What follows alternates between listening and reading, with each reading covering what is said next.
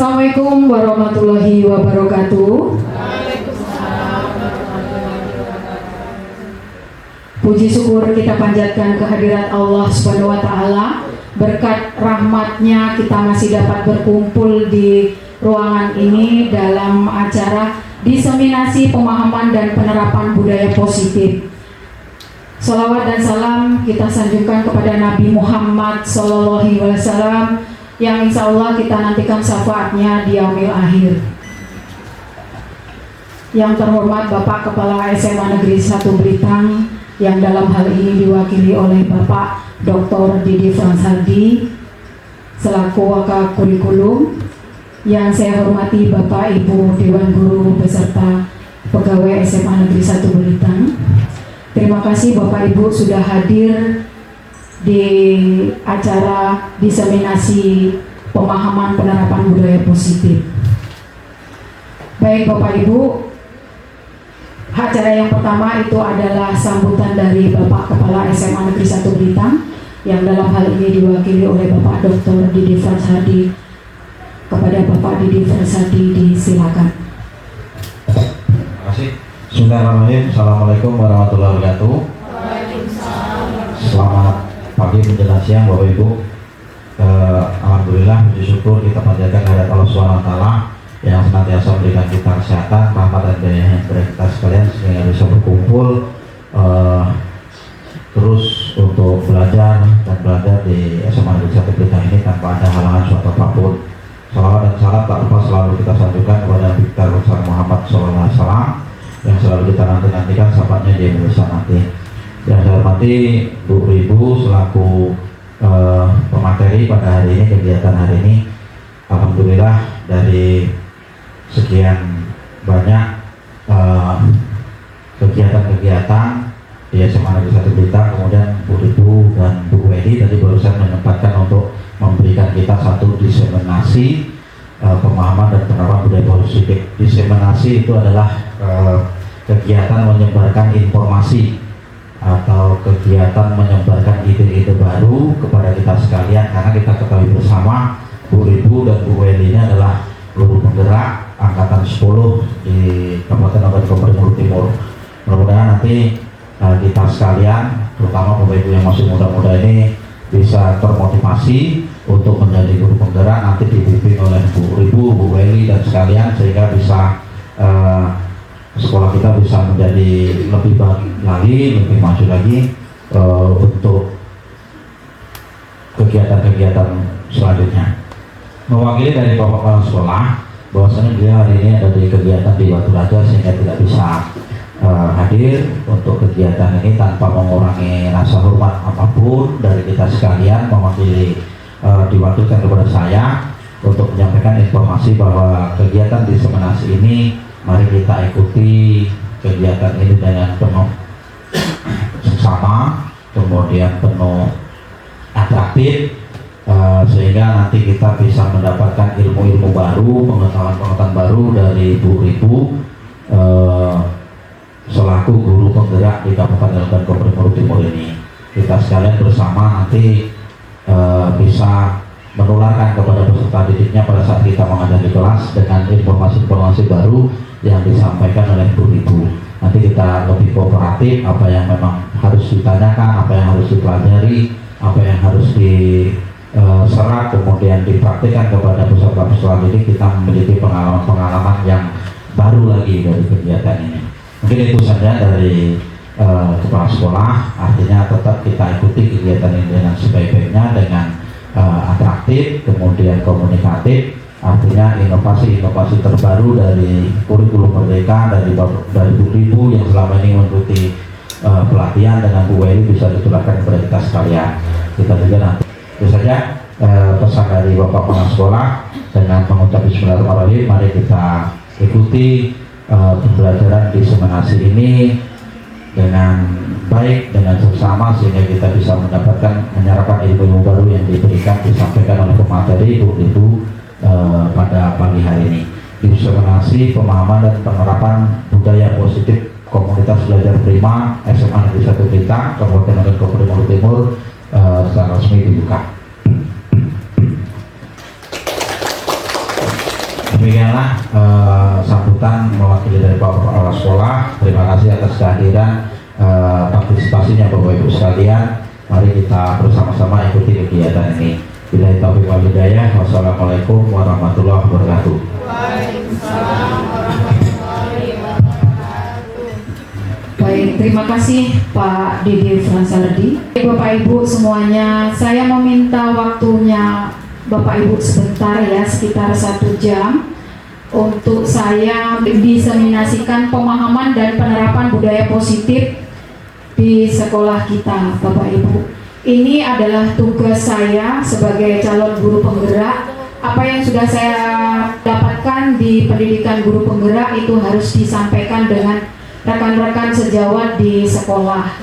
Mari Bapak Ibu, apa yang nanti menjadi hal yang positif kita bisa menerapkan bersama dengan berkolaborasi agar sekolah kita menjadi lebih baik lagi, semuanya demi kepentingan anak didik kita.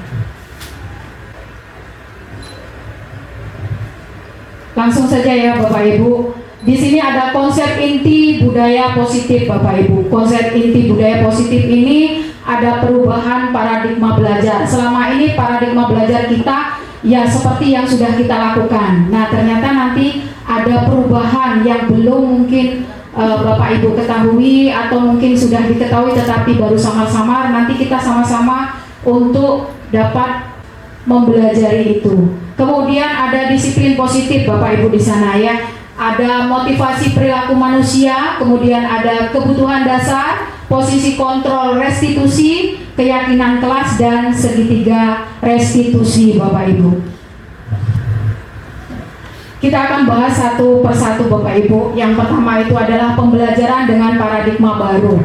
Apa itu pembelajaran paradigma baru? Pembelajaran paradigma baru adalah pembelajaran yang dirancang sesuai dengan kebutuhan peserta didik.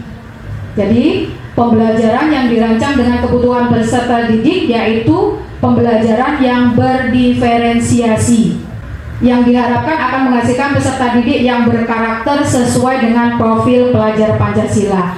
Nah, Bapak Ibu, sekolahan kita itu sudah menerapkan kurikulum Merdeka. Nah, di dalam kelas kita juga sudah menerapkan apa itu pembelajaran berdiferensiasi. Saya mau meminta pendapat Ibu Febri dulu. Bu Febri, apa toh pembelajaran berdiferensiasi? Karena sekolah kita ini sudah melaksanakan kurikulum Merdeka. Mungkin ada teman yang belum mengajar di kelas yang berkurikulum Merdeka, masih kurikulum 13. Belum tahu mungkin Bu Febri apa itu pembelajaran berdiferensiasi. Baik, Bu Ibu, pembelajaran berdiferensiasi itu adalah pembelajaran yang dirancang, yang disesuaikan dengan kebutuhan peserta didik. Karena yang kita tahu bahwa dalam satu kelas itu terdapat banyak peserta didik dengan level kemampuan dan kebutuhan yang berbeda-beda. Maka sebagai seorang guru, kita harus menerapkan pembelajaran berdiferensiasi tersebut supaya bisa mencapai tujuan pembelajaran. Benar sekali ya Bapak Ibu. Nah, saya ingin tahu contohnya yang seperti apa Bu Lucia. Pembelajaran berdiferensiasi yang sudah dilakukan di kelas Bu Lucia mungkin bisa diceritakan?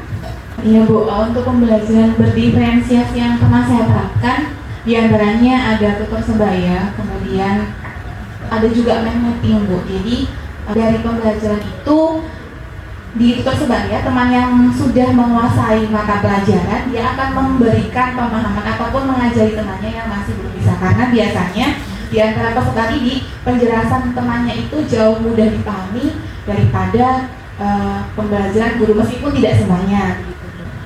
Oke, ada lagi Pak Dona, mungkin Pak Dona, apa itu contoh pembelajaran berdiferensiasi Pak Dona? Contoh pembelajaran berdiferensiasi itu salah satunya dalam pembelajaran di kelas itu seperti mandiri. Dalam hal ini siswa itu lebih bisa bermandiri dalam mengatasi semua permasalahan belajar. Makanya sebagai itu, sebagai pendidik itu harus bisa mengarahkan siswa itu guna bisa bermandiri dalam mencapai sebuah permasalahan dalam pembelajarannya.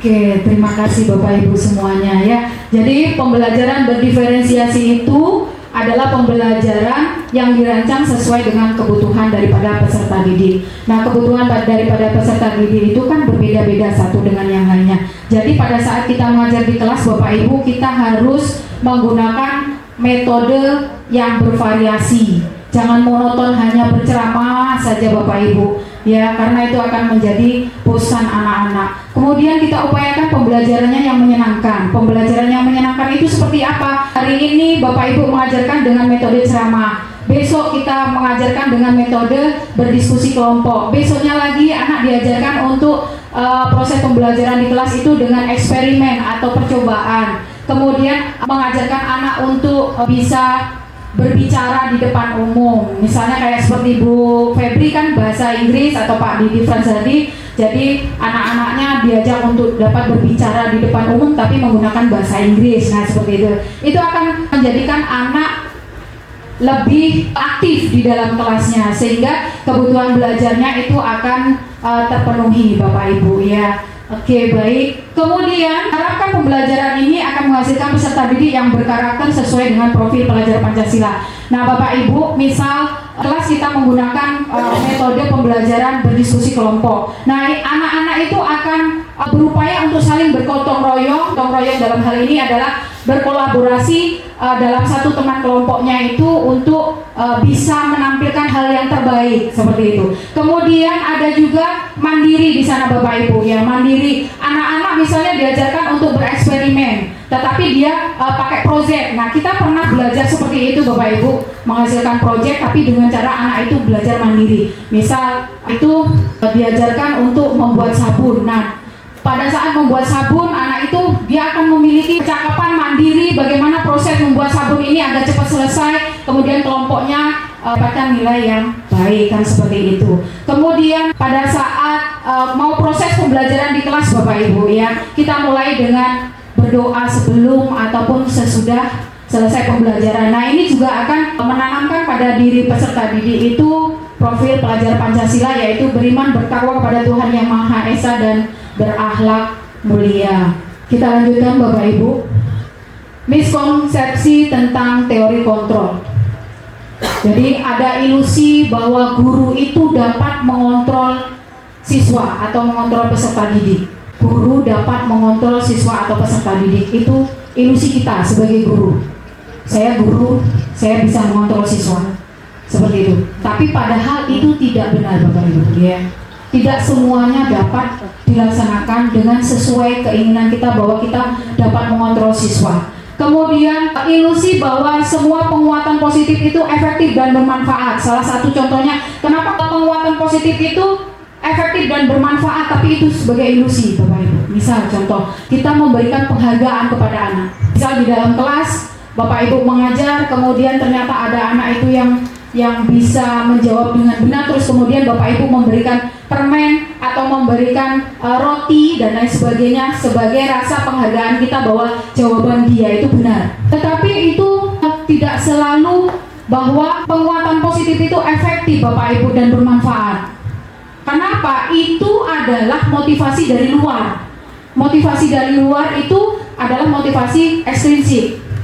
Jadi suatu saat apabila dia tidak ada iming-iming penghargaan seperti itu, maka dia tidak akan melakukan hal itu. Meskipun dia itu tahu, tapi dia tidak akan berusaha ya untuk mendapatkan yang terbaik lagi. Karena itu hal yang dilakukan oleh ibu secara terus-menerus itu sudah hal biasa. Nah, seperti itu Bapak Ibu.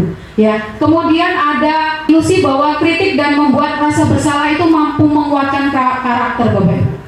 Jadi kadangkala ternyata kita itu pada saat piket Bapak Ibu ya, pada saat piket Bapak Ibu ada anak kita yang terlambat terus Bapak Ibu, bukan hanya sekali tapi 2-3 kali terlambat terus ya. Akhirnya Bapak Ibu bilang apa? Ya Allah, kamu nih kok terlambat terus, apa kamu gak kasihan sama saya? Nah seperti itu. Nah itu akhirnya membuat rasa bersalah pada anak kita. Atau misalnya kamu gak pernah melakukan hal benar toh selama ini, selalu salah. Nah akhirnya membuat anak merasa bersalah Bapak Ibu. Itu akan menjadi minder, anak menjadi rendah diri. Kemudian ada ilusi bahwa orang dewasa itu berhak memaksa. Kita orang dewasa, Bapak Ibu, guru sebagai orang dewasa dan siswa kita adalah sebagai anak-anak. Kadang-kala kita memaksa Bapak Ibu ya, memaksa dalam hal misalnya anak itu harus mengikuti apa yang kita inginkan. Ternyata itu belum tentu juga adalah hal yang bisa kita lakukan terus-menerus Bapak Ibu. Ada kalanya anak-anak itu bisa kita kontrol, ada kalanya anak itu berontak sesuai dengan keinginan mereka. Kemudian Bapak Ibu mengubah paradigma stimulus respon ke pendekatan teori kontrol. Jadi selama ini paradigma kita itu Bapak Ibu bahwa stimulus responnya kebutuhan kita itu sama. Ya, kita menganggapnya bahwa kebutuhan Bapak Ibu dengan kebutuhan siswa itu sama. Tapi kenyataannya Bapak Ibu di teori kontrol itu kebutuhan kita itu berbeda. Misal kita punya kebutuhan 5 kebutuhan Bapak Ibu. Kebutuhan misalnya Bu Ari Astuti dapat tercukupi dari kebutuhan misalnya makanan. Pagi-pagi Bu Ari Astuti sudah sarapan. Tetapi kita tidak tahu kebutuhan siswa itu sudah terpenuhi atau belum. Apakah anak kita itu yang mengantuk di kelas kemudian tidak fokus pembelajaran itu kebutuhan makanannya sudah terpenuhi atau belum? Nah itu kita tidak tahu Bapak Ibu. Makanya kita harus bisa memposisikan diri kita bagaimana agar kebutuhan baik diri kita maupun peserta didik itu semuanya terpenuhi. Kalau tidak terpenuhi kebutuhannya, maka dia akan melakukan hal-hal yang negatif. Nah seperti itu. Misal karena tidak sarapan tadi, Bu Ari Astuti sudah sehat gitu ya, sudah melakukan proses pembelajaran di kelas dengan sangat baik. Tetapi ada anaknya yang lesu, kemudian mengantuk. Nah, Bu Ari tidak diperbolehkan untuk marah-marah. Kita harus cari solusinya. Kenapa sih anak itu mengantuk, anak itu kemudian lesu? Siapa tahu memang kebutuhan dasar makanannya belum terpenuhi sehingga dia tidak ada asupan gizi, sehingga dia tidak ada energi untuk dapat mengikuti proses pembelajaran di kelas. Nah, ini juga harus kita cari Bapak Ibu solusinya seperti apa. Jadi jangan menempatkan diri kita bahwa yang penting kebutuhan dasar kita terpenuhi. Terus kemudian kita mencoba mengubah orang agar berpandangan sama dengan kita. Awalnya Bapak Ibu. Nah kemudian akhirnya teori kontrolnya kita berusaha memahami pandangan orang lain tentang dunia. Pandangan orang lain tentang dunia berarti kita itu tidak berpandangan yang sama. Kemudian stimulus respon yang selanjutnya adalah orang lain bisa mengontrol saya. Sekarang saya tanya Bapak Ibu, apakah saya dapat mengontrol Bu Wiwi? Bagaimana jawaban Bu Wiwi? Tidak kan? Nah, maka teori kontrolnya adalah hanya kita sendiri yang dapat mengontrol Bu. Misal Pak Dona, saya kontrol Pak Dona. Pak Dona itu harus seperti ini, bla bla bla bla bla. Pak Dona awalnya mengikuti, tapi kemudian Pak Dona akan berontak. Yang mampu mengontrol adalah diri saya sendiri, kan seperti itu. Ya, siapapun itu tidak bisa untuk dapat mengontrol diri kita. Hanya kitalah yang dapat mengontrol diri sendiri. Kemudian Bapak Ibu, pemaksaan ada pada saat bujukan gagal. Ya, kalau kita maksa Bapak Ibu anak-anak itu untuk mematuhi peraturan, dia hanya motivasinya terdapat dari ekstrinsik, dari kita, karena dia tuh takut kena hukuman ataupun dia ingin merasa tidak nyaman, maka dia akan melakukan hal itu meskipun terpaksa. Nanti suatu saat dia akan berontak Bapak Ibu. Halah, nah seperti itu ya.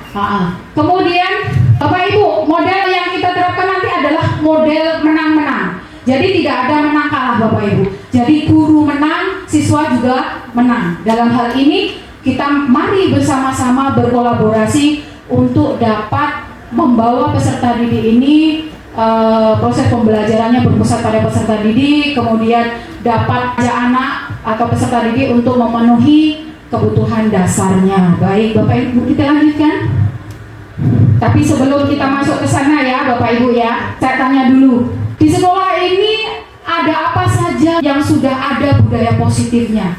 Bu Apriana, minta pendapatnya Bu Apriana. Kita sudah dari sekolah, kita tuh untuk datang pagi, saling menemani guru setiap paginya, sudah bisa menghormati guru, ketika senyum, itu kan salah satu hal yang terkecil tuh Pak, cuma akan berpengaruh cukup besar dalam tingkat. Oke, Bu Apriana, terima kasih. Bu Zua, apalagi Bu Zua budaya positif yang ada di sekolah kita Bu Zua yang mungkin nanti bisa kita giatkan lagi Bu. Terima kasih Ibu. Jadi budaya positif yang sudah ada di sekolah kita Salah satunya setiap pagi itu sebelum memulai pelajaran, siswa diajak untuk infak lalu melaksanakan literasi. Kemudian guru-guru juga sudah masuk ke kelasnya tepat waktu sesuai jamnya, sehingga kebutuhan siswa untuk belajar terpenuhi dan kewajiban guru untuk melaksanakan juga terpenuhi. Terima kasih.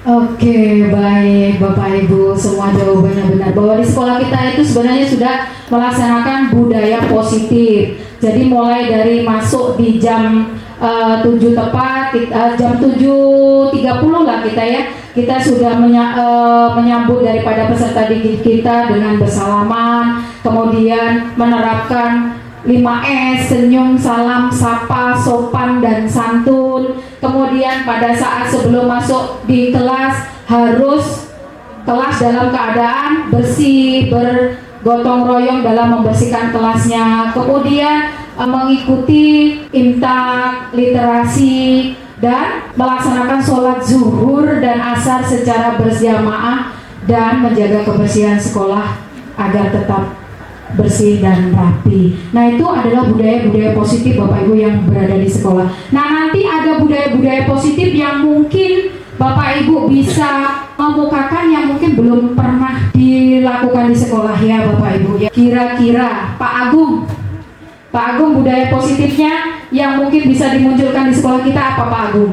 Mungkin ini Bu, salah satunya membuat kesepakatan di kelas Bu. Oke Pak Agung, membuat kesepakatan kelas itu adalah salah satu budaya positif. Baik Bapak Ibu. Bapak Ibu, selama saya mengikuti pendidikan guru penggerak ini, banyak sekali materi yang bermanfaat bagi saya sendiri, yang tadinya mungkin saya tidak tahu menjadi tahu. Kemudian saya dapat berkolaborasi dengan teman-teman sejawat, dengan rekan-rekan guru di SMA Negeri 1 Belitang ini untuk dapat membuat sekolah kita lebih baik lagi. Nah Bapak Ibu, saya menerapkan budaya positif pada peserta didik saya yang kemarin adalah ini Bapak Ibu. Ya, mungkin ini hanya sekedar mengenalkan kepada Bapak Ibu bahwa ini salah satu budaya positif yang saya terapkan di sekolah. Jadi Bapak Ibu, kemarin itu saya berkolaborasi dengan Ibu Zua, ya berkolaborasi dengan Bu Zua untuk membuat sabun Bapak Ibu. Seperti ini sabun yang dibuat. Jadi ini saya mengajak anak atau peserta didik SMA Negeri 1 Belitang untuk peduli lingkungan Bapak Ibu. Peduli lingkungan terhadap SMA Negeri 1 Belitang. Ini salah satu budaya positif yang mungkin selama ini anak cuek-cuek saja. Sampah berserakan dibiarkan saja.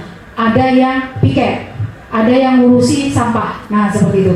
Dengan saya mengajak anak-anak berkolaborasi dengan Bu Zua, anak-anak diajak untuk membuat sabun. Nah kemarin membuat sabunnya itu dengan memanfaatkan kulit jeruk, yang artinya mengolah sampah menjadi produk yang lebih bermanfaat Bapak Ibu.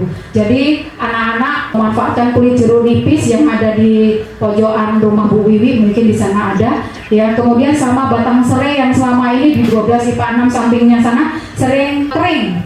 Nah itu kita manfaatkan. Saya berkolaborasi dengan Bu Zua, yang kebetulan Bu Zua sudah pernah percobaan tentang bagaimana membuat sabun. Saya berkolaborasi dengan beliau. Kemudian saya juga berkolaborasi dengan Pak Agung, ya ini membuat ekoenzim Bapak Ibu. Ekoenzim ini pun saya mengajak anak-anak untuk peduli lingkungan. Kemarin itu di samping WC tempat kita itu ada banyak buah jambu yang jatuh Bapak Ibu ya. Buah jambu yang jatuh itu berserakan menjadi limbah yang tidak dimanfaatkan selama ini. Kemudian di samping waka itu ada buah belimbing yang juga jatuh, tidak dimanfaatkan. Anak kalau sudah jatuh juga tidak mau memakannya. Kemudian ada buah cermai di samping aula Bapak Ibu, itu juga jatuh-jatuh. Kemudian ada buah nangka di dekat satpam, itu juga sangat banyak. Dan kan yang dimakan hanya buah atau dagingnya, tetapi yang bagian kulitnya tidak dimanfaatkan. Nah ini saya mengajak anak-anak untuk peduli lingkungan, mengolah sampah atau limbah menjadi produk yang bermanfaat. Ini adalah pupuk cair Bapak Ibu. Pupuk cair ini bisa dimanfaatkan nanti untuk memupuk tanaman yang mungkin Bu Wiwi akan bisa menggunakannya. Di ruang BK sudah banyak Bu Wiwi, tetapi ini proses penggunaannya membutuhkan waktu 3 bulan ke depan gitu. Terus kemudian saya juga ini Bapak Ibu, saya berkolaborasi dengan Bu Tripuri ya membuat ekobrik. Ekobrik di sini adalah ini isinya sampah plastik Bapak Ibu. Jadi satu botol mineral ini sampah plastiknya sekitar setengah kilo. Jadi kemarin kita butuh waktu agak sedikit beberapa hari ya Bu Puri ya untuk membuat ekobrik seperti ini. Ini digunakan untuk apa? Digunakan untuk tempat duduk Bapak Ibu. Jadi ini kuat Bapak Ibu, tidak akan roboh kita. Karena ini setengah kilo jumlahnya sekitar 20-an nah gitu. Ini diisi. Jadi anak-anak itu diajak untuk mencuci plastik bekas yang tidak dimanfaatkan, kemudian dikeringkan, dijemur, baru kemudian dimasukkan ke dalam botol plastik. Nah, saya mengajak anak-anak seperti ini Bapak Ibu. Nah, ini budaya-budaya positif yang bisa nanti kita terapkan Bapak Ibu di sekolah kita. Ya, khususnya mungkin wali kelas atau guru mapel bisa mengajak anak untuk bisa peduli terhadap lingkungan kita. Ini salah satu budaya positif yang mungkin di sekolah kita belum maksimal kita terapkan. Mari Bapak Ibu berkolaborasi untuk dapat menerapkan budaya-budaya positif seperti ini. Oke, baik Bapak Ibu, kita lanjutkan. Nah, ini disiplin positif. Ya, Bapak Ibu. Disiplin berasal dari kata disiplina, artinya belajar. Disiplin mengacu pada disiplin diri yang memiliki tanggung jawab terhadap apa yang dilakukannya berdasarkan nilai-nilai yang diyakini. Dan adapun pengertian dari disiplin positif adalah salah satu cara penerapan disiplin yang bertujuan menumbuhkan kesadaran serta memberdayakan peserta didik tanpa imbalan penghargaan maupun ancaman atau hukuman. Nah, disiplin positif itu seperti itu Bapak Ibu. Tetapi kita selama ini menerapkan di sekolah itu disiplinnya dengan cara hukuman. Anak siswa yang terlambat kita hukum. Kita guru piket, anak yang terlambat itu dibariskan di depan sana. Kemudian hukumannya apa? Hukumannya adalah misalnya suruh membersihkan WC.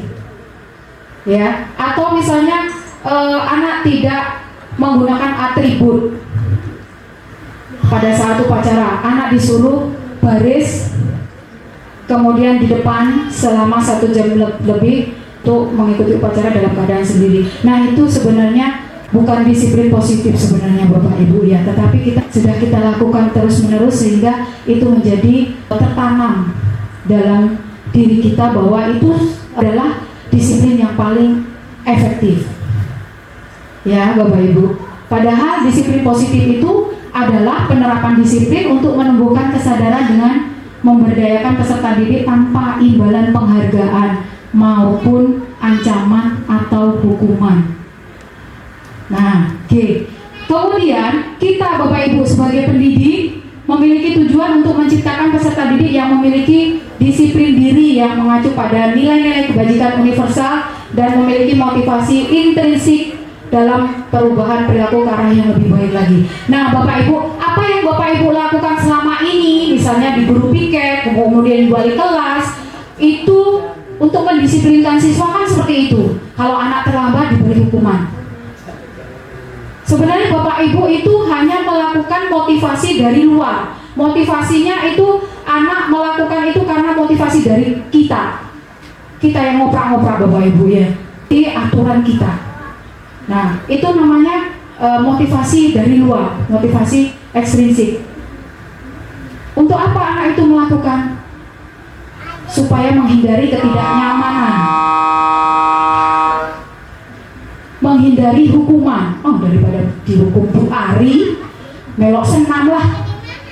Ya, daripada dihukum oleh Bu Dina, aku datang tepat waktu. Itu supaya apa? Dia menghindari daripada hukuman. Ya, motivasinya hanya dari Bu Ari sama Bu Dina, bukan motivasi dalam diri peserta didik itu. Tapi kalau motivasi dalam diri peserta didik itu, dia tidak memandang apakah nanti akan dihukum, apakah nanti akan mendapatkan penghargaan. Wah, luar biasa nak, kamu datangnya tepat waktu terus. Tetapi tidak seperti itu Bu. Tapi kalau motivasi dari dalam diri anak itu, maka anak itu akan melakukannya tetap tanpa ada pengawasan, tetap tanpa adanya motivasi dari luar. Tapi motivasinya dari dalam diri. Saya harus datang tepat waktu. Seperti itu. Ya, kita next lanjutkan Bapak Ibu. Apa saja nilai-nilai kebajikan Bapak Ibu? Di sini nilai-nilai kebajikan itu ada beberapa nilai kebajikan yang sudah kita ketahui. Ya, yang pertama itu adalah profil pelajar Pancasila, Bapak Ibu. Bapak Ibu sudah paham bahwa nilai-nilai kebajikan dalam profil pelajar Pancasila itu ada beriman, bertakwa kepada Tuhan Yang Maha Esa dan berakhlak mulia, mandiri, bernalar kritis, berkebinekaan global, bergotong royong dan kreatif. Ini sudah kita jalankan ya Bapak Ibu, karena kita sudah melaksanakan kurikulum Merdeka. Ada lagi di sini dari Ibu Primary Yes program PYP. Ada toleransi Bapak Ibu. Ada rasa hormat, integritas, mandiri, menghargai, antusias, empati, keingintahuan, kreativitas, kerjasama, percaya diri dan komitmen. Kadang-kala kita belum melakukannya itu Bapak Ibu ya. Oke, terus kita lanjutkan. Keterampilan hidup, life skill.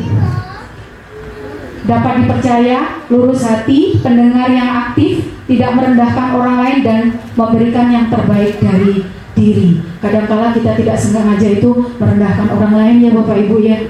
Kita tidak sengaja, tetapi orang lain itu merasa ya Allah, dia nih, nah kayak gitu ya. Oke Bapak Ibu, kita lanjutkan. Kebutuhan dasar manusia. Tadi sudah saya sampaikan Bapak Ibu di awal tadi ada kebutuhan dasar manusia. Nah, kebutuhan dasar manusia ini segala sesuatu yang kita lakukan untuk mendapatkan apa yang kita inginkan. Seluruh tindakan yang kita lakukan memiliki tujuan tertentu, Bapak Ibu. Ya, dan semua usaha terbaik yang kita lakukan adalah dalam rangka agar kebutuhan dasar kita terpenuhi dengan baik. Jadi segala sesuatu tindakan kita memiliki tujuan, Bapak Ibu. Tujuannya apa? Untuk dapat memenuhi kebutuhan dasar kita. Nah, di sini Bapak Ibu ada 5 kebutuhan dasar manusia. Yang pertama Bapak Ibu bertahan hidup, ya, bertahan hidup. Jadi bertahan hidup di sini ada makanan kita tercukupi Bapak Ibu. Kemudian kita memiliki pakaian, ya, tempat tinggal yang nyaman, keamanan, kesehatan. Nah, ini kebutuhan bertahan hidup Bapak Ibu. Semua orang harus dapat memenuhi kebutuhan bertahan hidup Bapak Ibu. Kalau dia tidak dapat terpenuhi, dia akan melakukan hal-hal yang luar dari keinginan kita. Nah, kemudian kebutuhan kasih sayang dan rasa diterima Bapak Ibu ya. Rasa diterima, dipedulikan, berbagi, kerjasama, menjadi bagian dalam kelompok. Bapak Ibu, di kelas itu kan semua anak memiliki karakteristik masing-masing. Pasti memiliki perbedaan satu dengan yang lainnya. Ada anak orang kaya, ada anak yang tidak berpunya.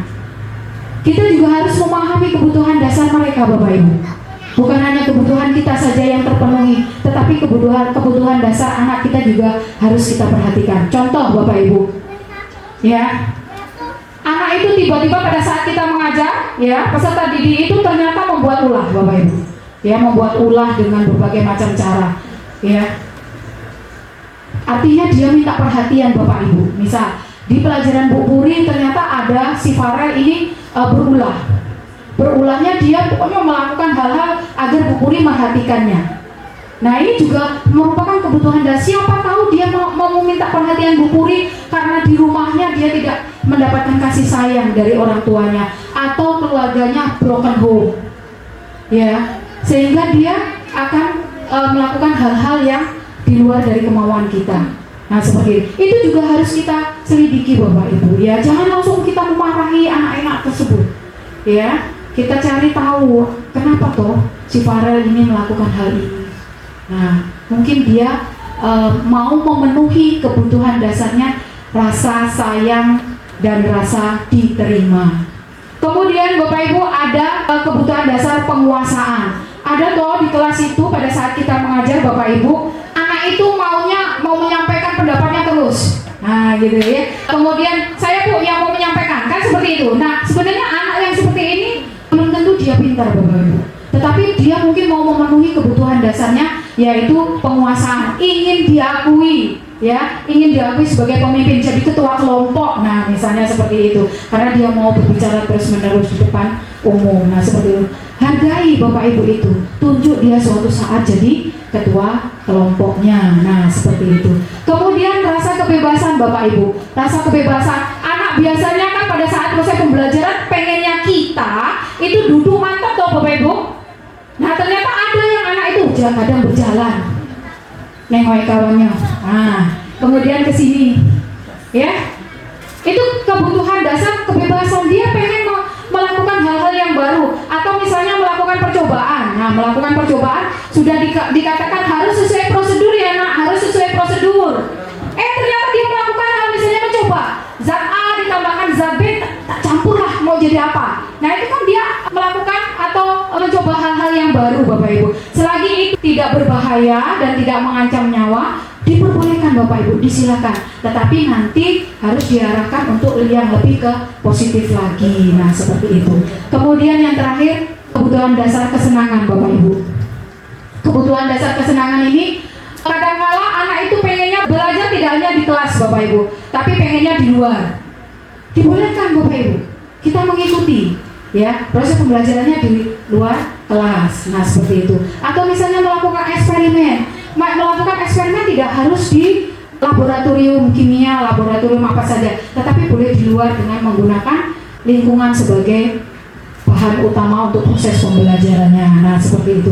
Kemudian kalau anak tertawa, biarkan Bapak Ibu, jangan langsung marah, Bapak Ibu tersinggung gitu ya. Kadang-kala di kelas itu tiba-tiba kita mau masih ngajar, tiba-tiba anak tertawa. Mungkin di rumahnya dia merasa sedih terus, Bapak Ibu dimarahi orang tuanya terus menerus sehingga dia harus cemberut. Nah mungkin di kelas dia pengen tertawa sebebas-bebasnya. Nah seperti itu. Nah tapi tetap terus bukan berarti kita biarkan saja, ketawa dibiarkan gitu ya Bapak Ibu. Tapi kemudian kita tanya, nanti pada saat tertentu kita tanya, kenapa kamu tadi tertawa seperti itu ya. Oke Bapak Ibu, kita lanjutkan. Motivasi perilaku manusia. Nah ini sudah saya katakan di awal tadi Bapak Ibu, motivasi perilaku manusia itu ada dua, secara ekstrinsik itu dari luar dan secara intrinsik itu dari dalam. Bu, kalau motivasi secara dari luar ya, itu diperoleh dari luar, itu anak itu melakukannya hanya untuk menghindari ketidaknyamanan atau hukuman. Jadi dia datang tepat waktu. Ya, karena apa? Ada aturan sekolah bahwa datang harus tepat waktu. Tapi itu karena dia takut dihukum oleh guru piket. Ya, tuh. Kemudian untuk mendapatkan imbalan atau penghargaan dari orang lain tadi. Nah, dia datang tepat waktu, dia akan mendapatkan penghargaan. Wah, luar biasa Bu Zua datang tepat waktu. Nah, seperti itu. Itu artinya cuma motivasi dari luar Bapak Ibu. Ya. Mana motivasi yang paling bagus? Motivasi yang paling bagus adalah motivasi intrinsik. Motivasi intrinsik ini untuk menjadi orang yang mereka inginkan dan menghargai diri sendiri dengan nilai-nilai yang mereka percaya Bapak Ibu. Jadi datang tepat waktu itu bukan karena diperhatikan oleh kepala sekolah, bukan hanya diperhatikan oleh guru. Dia datang tepat waktu, misal kita Bapak Ibu nih, ya datang tepat waktu di kelas misalnya. Bukan karena ada aturan dan lain sebagainya, tapi karena motivasi dari dalam diri kita Bapak Ibu, bahwa kita harus menjalankan tugas ini sesuai dengan waktu. Karena kita misalnya dibayar Bapak Ibu ya, dibayar untuk masuk di dalam kelas, untuk mengajarkan materi kepada anak-anak kita. Kecuali memang kalau kita tidak ada jam mengajar Bapak Ibu. Ya kalau ada jam mengajar maka kita harus masuk kelas tepat waktu Bapak Ibu ya. Jangan sampai kita meninggalkan kelas misalnya baru masuk 10, 15 atau bahkan setengah jam baru masuk Bapak Ibu. Itu sudah berapa yang harus diterima anak-anak materinya. Tapi karena kita terlambat, jadi akhirnya anak-anak tidak mendapatkan materi secara maksimal. Nah itu Bapak Ibu ya. Berarti kita harus mendapatkan motivasi itu dari dalam diri kita sendiri. Oke, baik Bapak Ibu. Kita lanjutkan. Hukuman Bapak Ibu. Hukuman itu datang secara tiba-tiba Bapak Ibu ya, tidak terencana. Jadi kalau misalnya ada anak itu datang terlambat, kan datang terlambat tidak terencana kan Bapak Ibu ya. Kemudian kita hukum gitu. Nah itu namanya hukuman ya. Hukuman itu ada yang fisik, secara fisik Bapak Ibu misalnya menghukum anak dengan membersihkan WC, kemudian berlari keliling lapangan. Nah itu adalah hukuman fisik yang itu tidak diperbolehkan di pendidikan zaman sekarang Bapak Ibu ya. Kemudian ada hukuman yang psikis Bapak Ibu. Hukuman yang psikis itu seperti apa? Hukuman psikis itu misalnya dengan kalimat verbal Bapak Ibu. Ya Bapak Ibu melontarkan kalimat-kalimat yang pedas sehingga menjadikan anak ini merasa dendam terhadap kita, Bapak Ibu. Kita mungkin ngomongnya biasa saja, Bapak Ibu, cetuk gitu, tapi anak ini sakit hati, Bapak Ibu, ya. Kita tidak tahu anak ini sakit hati gitu, dendam, ya. Awaslah Bapak itu. Nah, coba Bu, kalau sampai itu memunculkan hal-hal yang negatif dan menimbulkan nyawa kita terancam, itu yang rugi kita sendiri, Bapak Ibu. Jadi mari kita bersama-sama untuk tidak melakukan hukuman baik fisik maupun secara verbal. Ada cara yang lebih baik lagi, Bapak Ibu, daripada hukum anak-anak kita. Kemudian yang kedua, Bapak Ibu, konsekuensi. Nah, konsekuensi ini biasanya anak-anak sudah tahu peraturan sekolah, tetapi dia masih melanggar, maka konsekuensinya ada di sana. Misal anak-anak harusnya memakai atribut sekolah, tetapi dia tidak bisa memasangnya atau tidak bisa membuktikan bahwa atribut sekolah itu harus dipasangkan di bajunya, maka konsekuensinya itu harus ada. Nah, ini juga membuat anak tidak nyaman, Bapak Ibu, ternyata ya. Padahal itu peraturannya sudah ada, anak kalau tidak melanggar peraturan harus ada konsekuensinya. Nah, sikap guru ini, bagaimana sikap guru ini selalu memonitor. Besoknya lagi, misal Bu Wiwi jadi wali kelas ya, kelas 11. Ada anaknya yang tidak memakai sepatu sesuai sepatu yang sudah kita tentukan. Kenapa kamu nggak pakai sepatu yang sudah ditentukan? Anak itu sudah memberikan alasan. Nah, seperti itu. Besok kamu harus beli sesuai dengan peraturan sekolah kita. Kemudian beli sana di koperasi, seperti itu. Nah, Bu Wiwi besoknya masih memonitor gitu. Besoknya masih memonitor lagi. Bu Wiwi tidak melihat kebutuhan siswa ini apa yang tidak terpenuhi. Kemungkinan anak ini memang tidak berpunya. Ya Bapak Ibu, orang tuanya mungkin tidak ada keuangannya. Jadi kita juga tidak diperkenankan untuk membuat konsekuensi secara tersendiri. Tetapi kita harus menelusuri apa sih masalah yang terjadi pada diri anak ini. Oke Bapak Ibu, kita lanjutkan. Oh tadi belum ya Bapak Ibu ya, satu lagi. Oke Bapak Ibu, restitusi. Restitusi inilah yang Bapak Ibu yang harus diterapkan di sekolah kita, Bapak Ibu ya. Jadi proses menciptakan kondisi bagi peserta didik untuk memperbaiki kesalahan, dan prosesnya harus kolaboratif yang mengajarkan peserta didik untuk mencari solusi sendiri. Jadi Bapak Ibu, kalau misalnya ada anak itu melakukan kesalahan, kita tidak langsung menjustifikasi anak itu, tidak langsung menghukum anak itu, tapi kita cari akar permasalahannya apa Bapak Ibu di sana. Kemudian mari kita cari bareng-bareng solusinya Bapak Ibu. Tapi kita hanya mengarahkan kepada anak itu bagaimana solusi agar kamu tidak melakukan atau mengulangi hal seperti ini. Nah seperti itu. Dia akan mencoba mencari solusinya secara berasal dari dirinya sendiri, tanpa bantuan dari orang lain atau motivasi dari orang lain. Nah itu. Nah sekarang ini Bapak Ibu yang harus kita terapkan bareng-bareng itu adalah restitusi. Ya restitusi ini. Selama ini kita melakukannya adalah hukuman sama konsekuensi. Memang Bapak Ibu yang namanya paradigma baru itu tidak serta-merta kemudian kita menerapkan terus ada hasilnya Bapak Ibu. Tapi butuh proses yang lama. Kita melakukan secara kontinu dengan melakukan secara memberikan keteladanan, memberikan contoh kepada anak-anak kita. Insya Allah kalau kita berkolaborasi satu dengan yang lain di SMA Negeri 1 Blitar ini, suatu saat nanti Bapak Ibu kita akan mewujudkan itu. Ya insya Allah itu Bapak Ibu ya. Entah itu 5 atau 6 tahun yang akan datang, mungkin pendidikan kita juga sudah akan mengalami perubahan Bapak Ibu, sehingga kita bisa ke pendidikan yang luas dan sesuai dengan filosofi Ki Hajar Dewantara. Baik Bapak Ibu, ini 5 posisi kontrol guru. Nah Bapak Ibu, saya tanya nih, 5 posisi kontrol kita. Ada penghukum, pembuat merasa bersalah sebagai teman, pemantau, sama manajer. Kalau Bu Anastasia, Ibu berada di posisi mana nih Bu? Saya posisi kontrol dulu itu berada di teman.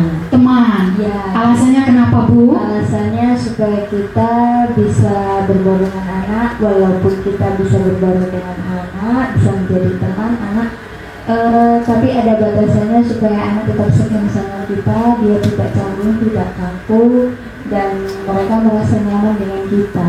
Oke, terima kasih Bu Anastasia. Tetapi meskipun kita sebagai teman, kita bisa memposisikan ya Bu. Tidak selamanya kita bisa menjadi teman. Jadi ada kalanya kita bisa menjadi teman, ada kalanya kita bisa menjadi guru gitu. Oke, baik. Bu Ati, minta pendapatnya Bu Ati. Ibu di posisi mana dari 5 kontrol guru ini Bu Ati? Saya lebih ke teman juga Bu, karena saya merasa kalau dengan kita memposisikan kita sebagai teman itu akan mudah anak untuk bisa memahami materi-materi yang kita ajarkan. Dan yang sudah dijelaskan tadi juga kita juga bisa memposisikan saat kita menjadi guru dan saat kita juga menjadi teman, seperti itu. Oke, terima kasih Bu Ati. Bu Dina posisinya di mana Bu Dina? Kalau saya Bu, saya selaku guru BK di SMA Negeri 1 Blitang ini tentunya saya memposisikan saya sebagai teman siswa, karena kami di sini guru BK itu memang dianggap oleh seorang siswa, oleh peserta didik sebagai teman untuk bercerita, teman untuk mereka bertukar pikiran, berkeluh kesah. Tapi ya harus ada batasannya, kita sebagai guru dan sebagai siswa. Oke, baik. Bu Puri, pendapatnya? Bu Puri mau posisi kontrol gurunya di mana? Baik Bu, kalau saya lebih memposisikan sebagai teman, karena dengan menjadi teman, siswa itu bakalan lebih terbuka kepada kita, menceritakan apa keluh kesahnya, tetapi kita juga memiliki batasan antara guru dengan siswa, tetapi dengan menjadi teman, siswa bisa lebih terbuka kepada kita. Oke, yang terakhir Pak Dona, posisinya di mana Pak Dona? Di situ ada 5 posisi kontrol guru. Jadi dari kelima itu salah satunya tuh memiliki sisi positif dan negatifnya masing-masingnya. Kalau sesuai dengan penerapan budaya positif, lebih tepatnya tuh lebih ke manajer. Karena sebagai manajer harus sebagai amok itu bisa memberikan dampak positif pada anak-anak, lebih ke motivasi lebih ke dirinya sendiri. Oke, terima kasih Bapak Ibu ya. Ada posisi penghukum, pembuat merasa bersalah sebagai teman, pemantau dan manajer. Oke, kita lihat Bapak Ibu ya. Contoh penerapan 5 posisi kontrol guru. Ada kasus nih Bapak Ibu. Jadi siswa tidak memakai atribut lengkap saat upacara bendera. Kita sebagai posisi penghukum misalnya Bapak Ibu ya, posisi penghukum, maka anak itu disuruh hormat bendera 1 jam. Nah, itu adalah posisi kita sebagai penghukum. Anak disuruh baris sendiri di sana di upacara, itu juga sebagai penghukum karena dia dipermalukan di depan orang banyak Bapak Ibu. Ya, itu. Nah, ini posisi sebagai penghukum. Kalau penghukum itu tadi sudah saya jelaskan Bapak Ibu, menghukum secara fisik maupun secara psikis. Nah, itu. Penghukum secara fisik adalah dengan kegiatan-kegiatan yang dilakukan secara fisik. Ya, misalnya anak tidak memakai sepatu sesuai dengan ketentuan kita, maka disuruh lepas sepatunya. Jadi seharian anak itu tidak memakai sepatu. Nah, ini juga akan menjadikan anak dendam kepada kita. Nah, kemudian pembuat merasa bersalah Bapak Ibu. Nah, kan anak ini tidak memakai atribut lengkap saat upacara bendera. Bapak Ibu mengatakan di sini, berapa kali ibu harus memberitahu kamu selalu aja mengecewakan ibu. Nah, ini anak akan merasa sangat bersalah Bapak Ibu. Ya, anak akan merasa sangat bersalah. Jadi dia paling bersalah sendiri. Ya Allah, Bu Ana ini selalu nyalah ke aku, Masya Allah. Nah, jadi akhirnya kita sebagai posisi kontrol adalah pembuat merasa bersalah. Nah, kemudian Bapak Ibu, nih di posisi teman. Ayo dong. Nah, kalimatnya itu ya sebagai teman. Ya, ayo dong, ikuti aturan sekolah. Tolong bantu ibu ya, sekali ini saja. Ya, ya sudah, sana tidak apa-apa. Lain kali jangan sampai berbuat seperti ini lagi ya. Ada baiknya Bapak Ibu, ya ada baiknya. Karena anak ini merasa, Bu Cia jadi kawan aku. Negatifnya apa Bapak Ibu? Besok lagi Tidak apa-apa, ada ujian yang bisa nolongin saya gitu. Nah, menurut Bapak Ibu apakah ini benar Bapak Ibu? Anak itu merasa ada temannya begitu, karena posisi kita sebagai teman terus. Nah, seperti itu, ya. Karena anak tergantungan Bapak Ibu ya, anak merasa ketergantungan. Nah, kemudian posisi pemantau Bapak Ibu. Pemantau itu seperti yang sudah saya terangkan tadi sama contohnya dengan Bu Wiwi tadi sebagai wali kelas. Nah, pemantau di sini kamu sudah melanggar peraturan sekolah, ya. Kemudian kamu tahu konsekuensinya kan? Nah, seperti itu. Setelah upacara kamu beli atributnya di koperasi sana. Nah, besoknya masih dipantau lagi. Kenapa kamu masih belum memasang atribut itu? Nah, kan sudah ada di koperasi sekolah sana, tinggal beli aja. Tanpa kita berpikir bahwa apa yang kita lakukan ini sebagai pemantau. Ya Allah, aku dipantau terus, padahal aku udah ada duit. Ya Bapak Ibu, uang tua aku minta, udah ada duit. Nah, gimana Bapak Ibu? Ya, oke. Kemudian terakhir Bapak Ibu, sebagai manajer. Nah, ini Pak Dona tadi menempatkan posisi gurunya sebagai manajer. Apa kamu tahu kesalahanmu? Kan ditanya seperti itu ya Bapak Ibu. Kemudian kira-kira bagaimana kamu dapat memperbaiki kesalahanmu? Misal, anak terlambat Bapak Ibu. Anak terlambat, tidak langsung dihukum Bapak Ibu. Panggil di ruang tertentu, jangan dimaki-maki di depan orang banyak, karena dia akan dendam Bapak Ibu ya. Panggil di ruang tertentu, misalnya jangan di ruang guru Bapak Ibu. Kalau di ruang guru itu terlalu luas dan terlalu banyak gurunya. Misal panggil di ruang BK, atau panggil mungkin di ruang perpustakaan ini, mungkin di ruang tertentu di sana di dalam ya. Jadi tidak ada orang yang tahu Bapak Ibu. Panggil kemudian tanya. Misal ya Siva yang terlambat. Siva tahu kenapa ibu panggil. Mungkin bilangnya nggak tahu ngapa ya Bu ibu panggil gitu. Nggak tahu Bu. Nah kan seperti itu. Baru kita sampaikan tadi guru piket menyampaikan bahwa Siva ini sering terlambat datang ke sekolah. Benar tidak Siva? Nah kan seperti itu. Kita mencari menstabilkan identitas Bapak Ibu. Menanyakan terlebih dahulu tanpa harus nyap gitu ya Bapak Ibu. Nah setelah kita tanya baru Siva menjawab iya Bu.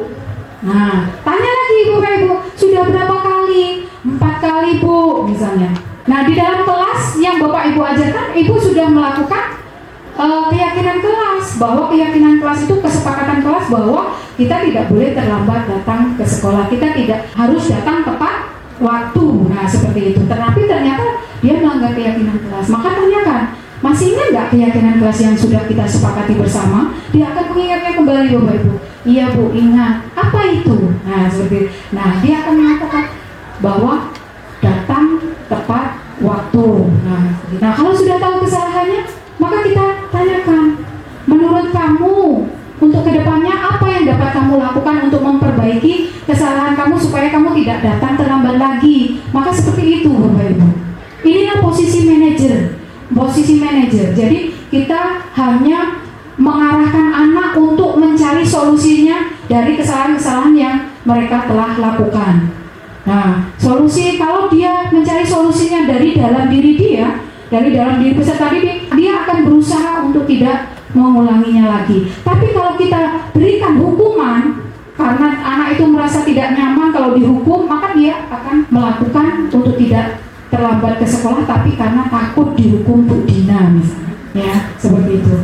Memang Bapak Ibu, 5 posisi kontrol guru ini tidak gampang kita laksanakan karena sudah mendarah daging dalam diri kita itu posisi sebagai penghukum, posisi sebagai pemantau, posisi sebagai teman, dan posisi selain manajer tadi. Nah di sini kita ternyata harus merubah paradigma yang lama menjadi paradigma baru dengan menerapkan posisi kita sebagai posisi manajer. Memang kadangkala kita juga bisa menerapkan posisi sebagai teman, posisi sebagai pemantau, maupun posisi sebagai penghukum, tetapi tidak dilakukan secara kontinu dan terus menerus. Nah yang kita lakukan yang terbaik adalah posisi sebagai manajer Bapak Ibu. Oke, kita lanjutkan.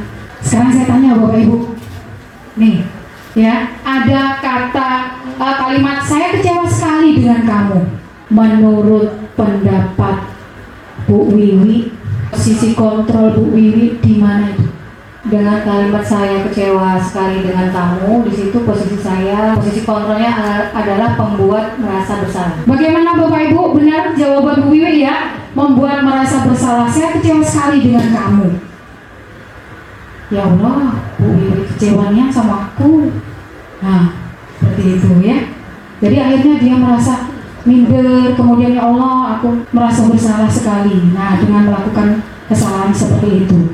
Oke, Bapak Ibu, kita bisa next ya. Bisa next. Kita lihat Bapak Ibu, yang kedua, kamu tidak pernah benar melakukannya. Yuk, Bapak Ibu, apa? Pemantau atau penghukum atau sebagai kontrol yang lainnya, Bapak Ibu? Pemantau. Kamu tidak pernah benar melakukannya. Kamu tidak pernah benar. Berarti menganggap anak itu tidak pernah benar, Bapak Ibu. Maka ini sebagai penghukum. Kalimat verbal ini, Bapak Ibu. Ya, jadi kamu tidak pernah benar melakukannya. Jadi salah terus, ya, salah terus. Dia merasa salah terus. Nah itu penghukum Bapak Ibu, tapi hanya verbal, ya, bukan psikis. Kemudian ada lagi Bapak Ibu. Apa rencanamu untuk menyelesaikan masalah ini? Keren, luar biasa Bapak Ibu. Bapak Ibu baru saja hanya 1 jam berada di sini, Bapak Ibu sudah bisa analisis dari permasalahan yang ada. Kemudian kalimat ini ternyata Bapak Ibu bisa memposisikan bahwa posisi kontrol ini adalah sebagai manajer. Nah itulah Bapak Ibu, mana posisi-posisi kontrol yang ternyata paling baik, yang semuanya itu nanti akan berpihak pada peserta didik. Baik Bapak Ibu, memang Bapak Ibu posisi kontrol kita itu ada 5 tadi. Tidak serta-merta kita bisa terapkan langsung, tidak bisa itu Bapak Ibu ya. Tapi kita perlahan tapi kontinu, mari bekerja sama, berkolaborasi bareng-bareng supaya ini bisa terwujud disiplin positif ini. Seperti itu Bapak Ibu ya. Saya juga Bapak Ibu awalnya sama seperti Bapak Ibu, tetapi setelah 3 bulan mengikuti pendidikan calon guru penggerak, saya tahu Bapak Ibu, Masya Allah, selama ini saya ternyata di posisi penghukum, saya ternyata di posisi pemantau ya. Ternyata saya belum bisa menempatkan posisi sebagai manajer. Ternyata saya juga belum bisa menganalisis kebutuhan peserta didik saya. Selama ini saya hanya bisa menempatkan bahwa kebutuhan kita itu sudah terpenuhi. Nah, seperti itu. Ya, Bapak Ibu, mari kita sama-sama belajar di sini, Bapak Ibu. Nah, di sini saya diminta memang dari BGP, dari pemerintah untuk menyampaikan atau berbagi seperti ini dengan Bapak Ibu semuanya, supaya Bapak Ibu paling tidak punya sedikit pengetahuan yang sama dengan saya untuk dapat nanti suatu saat kita terapkan dengan peserta didik kita, Bapak Ibu. Oke, Bapak Ibu. Satu lagi, posisi kontrol. Ayolah lakukan demi Bapak Ibu ya. Iya, posisi teman. Ayolah kita lakukan demi Bapak Ibu ya. Selanjutnya Bapak Ibu, posisi kita di mana ini? Kamu tidak pernah mendapat nilai jika tidak mengerjakan tugas. Pemantau, iya benar. Kadang-kadang kita seperti ini loh ya Bapak Ibu ya. Kamu kalau tidak mengerjakan tugas ini tidak dapat nilai. Seperti itu loh Bapak Ibu. Iya. Nah kita sebagai pemantau di sini Bapak Ibu. Besok lagi ternyata misalnya Padil belum mengerjakan tugas. Nah begitu ya. Bu Ari lagi, kamu belum mengerjakan tugas ini, Padil. Iya Bu, besok. Ternyata besok belum dikumpulkan. Oh, Bu Ari nanya lagi, mana Padil tugasmu? Nah, ini akan dilakukan terus-menerus, maka kita sebagai posisi kontrolnya sebagai pemantau. Masih semangat Bapak Ibu mendengarkan apa yang saya sampaikan? Masih, Alhamdulillah, terima kasih Bapak Ibu. Kita masuk ke pembahasan keyakinan kelas Bapak Ibu. Nah, mengapa kok keyakinan kelas? Mengapa bukan peraturan kelas? Selama ini yang kita ketahui peraturan kelas dengan tata tertibnya. Kita harus merubah itu menjadi keyakinan kelas Bapak Ibu. Oke, bisa memberikan argumennya Bapak Ibu? Pak Agung. Menurut saya Bu ya, kenapa keyakinan kelas bukan peraturan kelas? Karena kalau menurut saya kalau keyakinan kita itu akan lebih ikhlas Bu menjalaninya tanpa tekanan. Tapi kalau peraturan ini kan namanya peraturan, kalau tidak dilaksanakan ada tekanan berupa hukuman. Mungkin itu Bu menurut saya. Ada konsekuensinya kalau peraturan kelas tidak terlaksana ya Bapak Ibu ya. Oke, keyakinan kelas. Betul apa yang disampaikan oleh Pak Agung Saputra ya Bapak Ibu, bahwa harus keyakinan kelas bukan peraturan kelas. Jadi kalau peraturan kelas kalau tidak dilaksanakan karena itu sudah aturannya, maka ada konsekuensinya Bapak Ibu. Ya, tetapi kalau keyakinan kelas itu adanya kesepakatan dari seluruh anggota warga di kelas itu. Jadi kalau sampai dia melanggar kesepakatan itu, maka itu akan menjadi, kalau ternyata kesepakatan kelas yang sudah disepakati kan biasanya itu nanti akan ada tanda tangan dan lain sebagainya, kesepakatan kelas itu menjadi suatu keyakinan kelas bahwa tidak diperbolehkan ada kata tidak, jangan. Nah itu tidak diperbolehkan Bapak Ibu. Jadi membuat keyakinan kelas itu misalnya datang tepat waktu, membuang sampah pada tempatnya. Jadi tidak ada kata jangan terlambat misalnya. Nah itu ada kata jangan, itu nggak boleh seperti itu Bapak Ibu ya. Jadi datang tepat waktu, kemudian membuang sampah pada tempatnya, jangan hanya membuang sampah pada tempatnya dan lain sebagainya.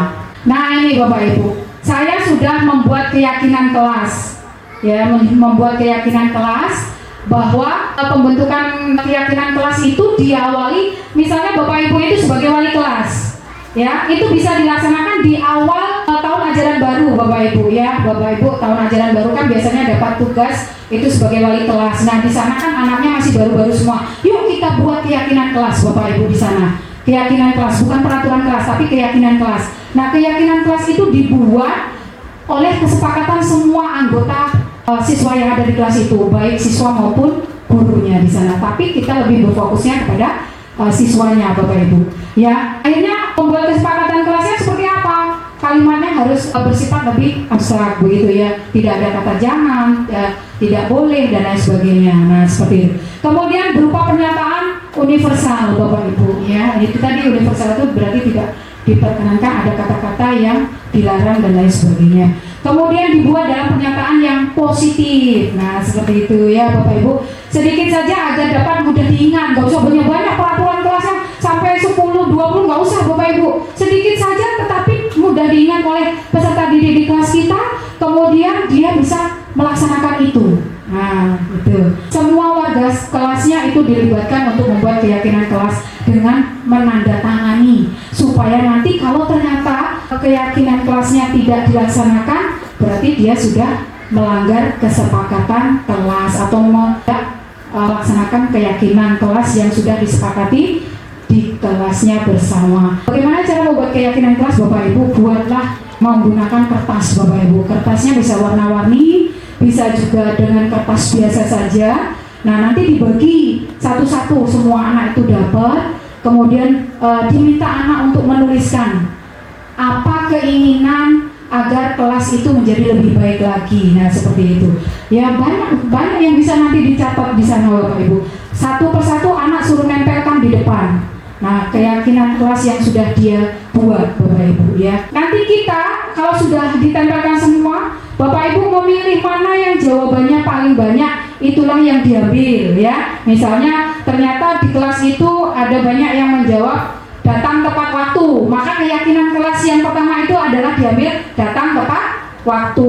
Nah yang sama kalimatnya itu nanti kita ambil copoti gitu ya, karena itu sama, tempel yang satunya tadi datang tepat waktu. Terus kita cari lagi mana yang kira-kira sama banyak gitu kalimatnya, misalnya membuang sampah pada tempatnya, tempel gitu Bu, yang lainnya kita ambil. Nah gitu, nggak usah banyak-banyak Bapak Ibu ya keyakinan kelasnya. Yang penting anak-anak dapat melaksanakan dengan baik. Kalau banyak-banyak takutnya nanti malah mereka tidak melaksanakan kesepakatan yang sudah dibuat. Nah seperti itu Bapak Ibu ya. Oke kita lanjutkan Bapak Ibu.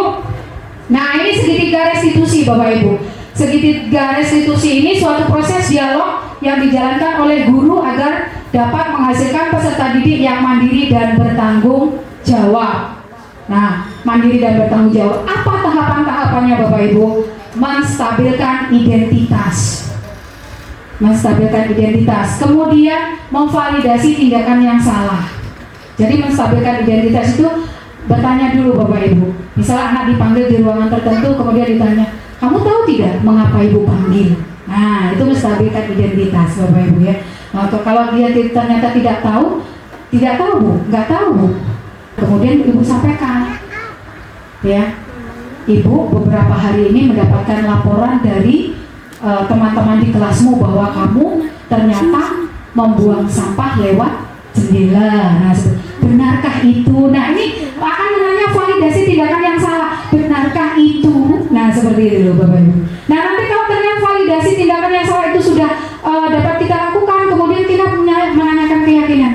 Kalau ternyata iya Bu, benar saya membuang sampah lewat jendela. Tahukah kamu apa keyakinan kelas kita yang sudah kamu langgar gitu ya? Tahukah kamu atau ingatkah kamu keyakinan yang sudah kita sepakati bersama? Dia akan ingat. Tahu Bu, apa itu? Tidak membuang sampah sembarangan, atau misalnya ya, membuang sampah di tempat kotak sampah yang sudah disediakan. Nah, seperti itu. Nah, ini tahapan restitusi kita Bapak Ibu ya. Nah, kita harus bisa menerapkan itu meskipun lambat, nanti suatu saat kita bisa menerapkan itu semua apabila kita bisa berkolaborasi Bapak Ibu ya. Kita lanjutkan. Nah, di sini Bapak Ibu, berdasarkan prinsip membuat kesalahan adalah bagian dari proses pembelajaran. Jadi berbuat salah itu tidak apa-apa. Nah, tekankan seperti itu Bu ya. Atau bisa juga tidak ada manusia yang sempurna. Ibu juga pernah melakukan kesalahan yang sama. Nah, seperti itu. Jadi ini menstabilkan identitas bahwa oh ternyata ibu ini juga sama dulu pernah merasakan atau melakukan kesalahan. Nah, seperti itu.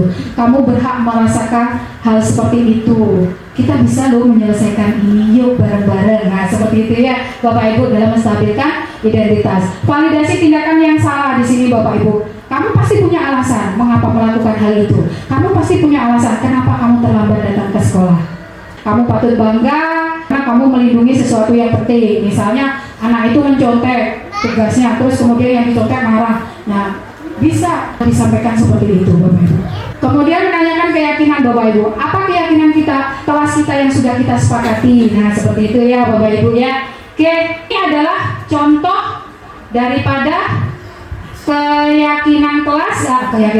Penerapan segitiga restitusi yang sudah saya terapkan Bapak Ibu. Kita lihat dulu di sini Bapak Ibu. Kita lihat. Saya menerapkannya pada Alfi. Alfi itu anak OSIS yang memang anak ini sering terlambat datang ke sekolah.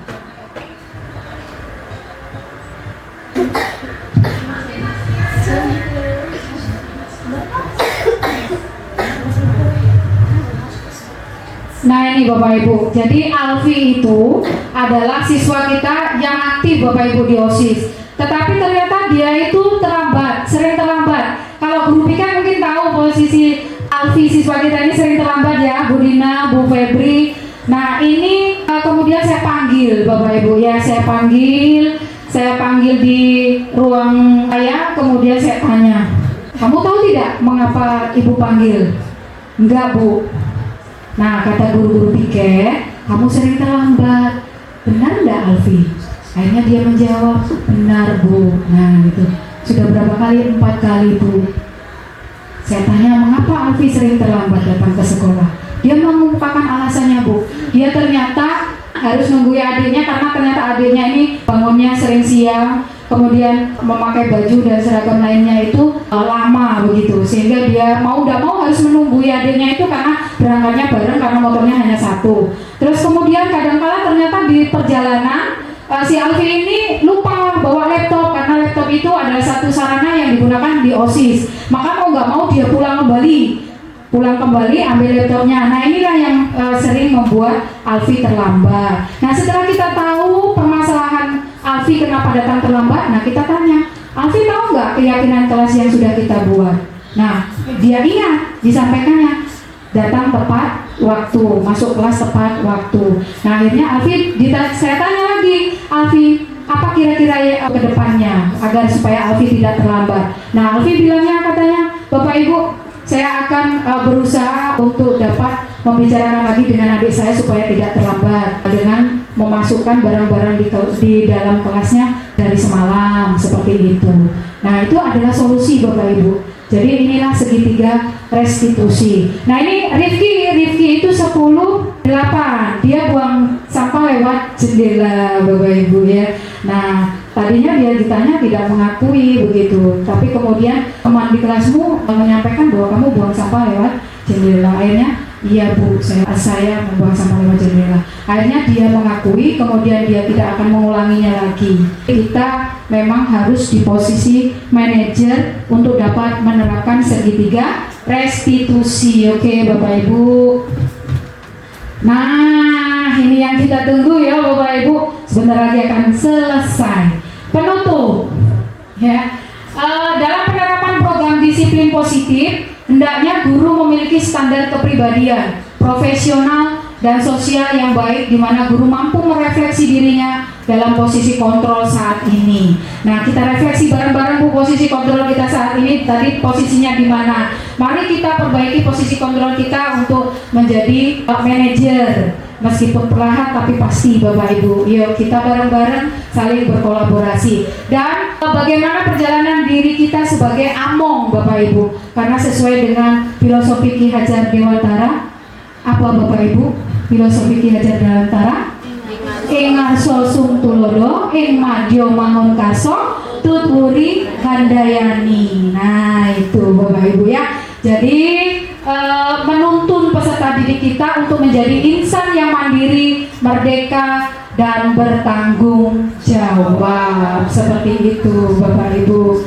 Oke, thank you. Terima kasih Bapak Ibu sudah mau belajar bersama saya. Mari kita sama-sama belajar Bapak Ibu. Saya juga belajar, Bapak Ibu belajar. Mari kita saling berkolaborasi untuk membuat proses pembelajaran di kelas kita menjadi lebih baik lagi, sekolah kita juga menjadi lebih baik lagi. Kemudian kita bisa menerapkan pembelajaran yang berpusat pada peserta didik agar peserta didik merasa nyaman, aman berada di sekolah. Terima kasih Bapak Ibu semuanya. Mohon maaf jika ada salah kata. Saya cukupkan sampai di sini. Assalamualaikum warahmatullahi wabarakatuh. Waalaikumsalam warahmatullahi